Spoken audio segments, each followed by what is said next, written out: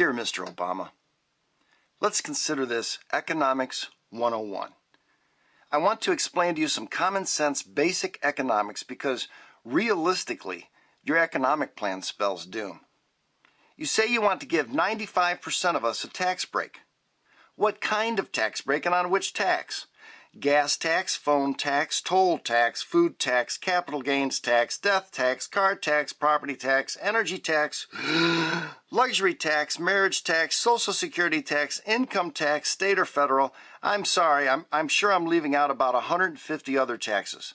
Yet you propose spending billions on entitlement programs and increasing our current budget to more than twice its overblown size. This means the amount you will tax the top 5% will be ginormous. Here's the concern, and here's how it affects us. That top 5% are most of the large corporations that provide 80% of the goods, services, and jobs to this country.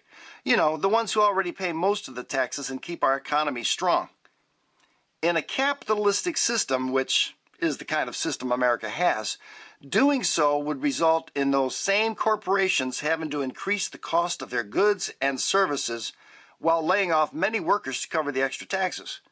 Meanwhile, by taxing capital gains, you will drastically reduce investments in this country, which will also deplete the ability to hire and produce.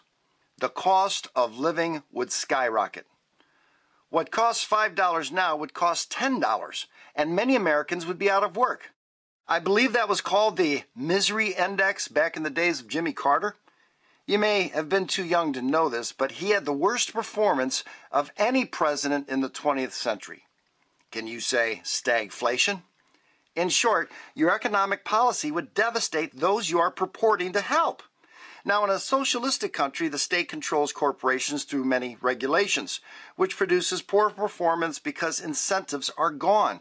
However, America is not, nor has it ever been, a socialistic country.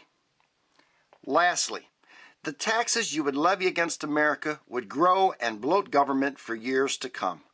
But I ask you this, has there ever been a time, any time, when the government ever ran a program effectively? Any program, pick one. Public schools? Oh yeah! In spite of the billions of dollars thrown into the school system and decades to get it right, our kids are poorly educated compared to the rest of the world. And you want to take over health care? How about welfare, which breeds dependence on government?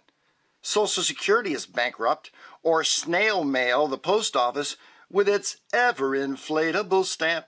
How about our infrastructure? Oh yeah!